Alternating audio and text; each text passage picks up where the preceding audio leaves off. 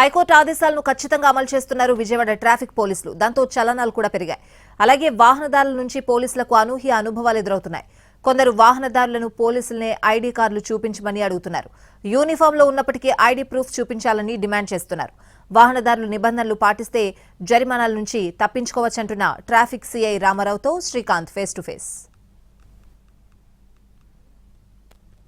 ఇవాళ నుంచి కూడా నూతన వెహికల్ యాక్ట్కి సంబంధించిన ఛార్జీలు ఏదైతే ఫైన్స్ కూడా అందుబాటులోకి వచ్చినాయి. హెల్మెట్ ధరించకపోతే 1000 రూపాయల వరకు కూడా జరిమానా ఇవాళ నుండి అందుబాటులోకి వస్తుంది. దాంతోపాటుగా ఇతర కొత్త రకాలుగా కూడా ఈ ఫైన్స్ అన్ని కూడా విధిస్తా నిర్ణయం కూడా హైకోర్టు ఆదేశాల మేరకు పోలీసులు అమలు చేస్తున్న వేళ అటు వాహన చోదకుల నుండి కూడా కొంత వింత పరిస్థితి పోలీసులకి ట్రాఫిక్ పోలీసులకి ఎదురవుతా ఉంది. ప్రస్తుతం మనతో పాటు విజయవాడ ట్రాఫిక్ సీఐ రామారావు కూడా ఉన్నారు.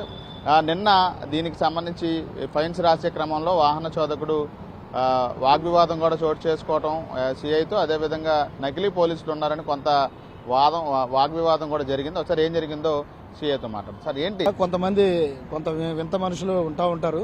యాక్చువల్గా ఏంటంటే అతను ఒక ఏజ్డ్ పర్సనే, అమౌంట్ 55 ఇయర్స్ పైబడిన వ్యక్తి.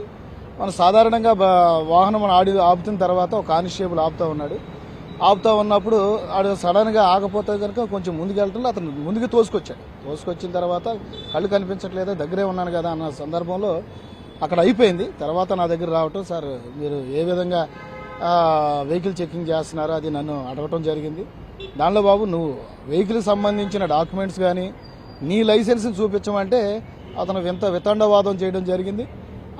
అదే కాకుండా నీ ఐడెంటిటీ కార్డు చూపించండి, ఎందుకంటే ఇటువరకే ఫేక్ పోలీసులు అని చెప్పారు, మాకు భయం అనిపించింది అన్నాడు. ఒకవేళ నేను యూనిఫామ్లో ఉన్నాను కదా అని సంజయ్ ఇవ్వడం జరిగింది. ఆ సంజయ్ ఇచ్చిన కూడా అతను వితండవాదం చేయడం జరిగింది. సరే ఎందుకని అడిగాడు, నా ఐడెంటిటీ కార్డు నాకు ఉంది కదా అనే ప్రూఫ్తో నేను ఆయన చూపించడం జరిగింది. ఈ ట్రాఫిక్ నిబంధనలు ఉల్లంఘించిన సమయంలో కొంతమంది తమను ప్రశ్నించి తాము ఓపికగా సమాధానం ఇస్తాము, వాళ్ళకు కూడా మమ్మల్ని ఏ విధంగా ప్రశ్నించినా కూడా వాళ్ళతో మాట్లాడి వాళ్ళకి ట్రాఫిక్ రూల్స్ పాటించాలనే విషయాన్ని మరోసారి స్పష్టం చేస్తామని చెప్పి విజయవాడ పోలీసులు చెప్తున్నారు. కెమెరా పర్సన్ లక్ష్మణ్తో శ్రీకాంత్, ఎన్టీవీ, విజయవాడ.